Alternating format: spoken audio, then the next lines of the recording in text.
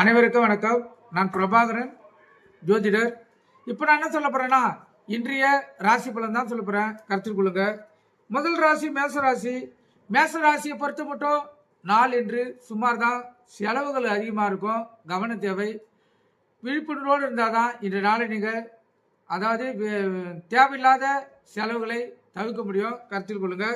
ரிஷப ராசியை பொறுத்த மட்டும் நாள் சுமார் தான். தேவையில்லாத பயங்கள் மனதை வந்து வாட்டும். அதே போல மனதில் ஒரு குழப்பமான நிலை தென்படும். கருத்தில் கொள்ளுங்க.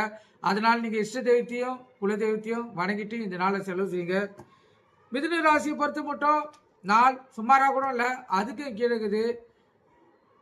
இன்றைய நாளை பொறுத்த மட்டும் தேவையில்லாத விரயங்கள், தேவையில்லாத மன கஷ்டங்கள், உடல் வாதிகள் இதெல்லாம் வரக்கூடிய சூழ்நிலை இருப்பதால் மிதுன ராசிக்காரர்கள் இன்று இஷ்ட தெய்வத்தையும் குல தெய்வத்தையும் வணங்கிட்டு இந்த நாளை செலவு செய்யுங்க.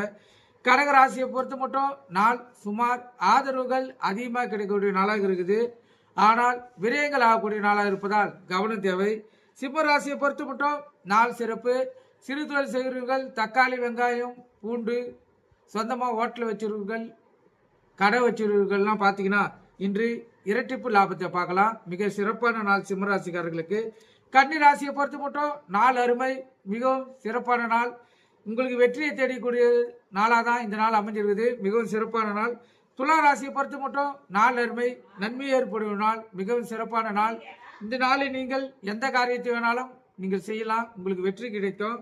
விருச்சிக ராசியை பொறுத்த மட்டும் நாள் சுமார் இன்று அமைதியாக இருந்தால் போதும்.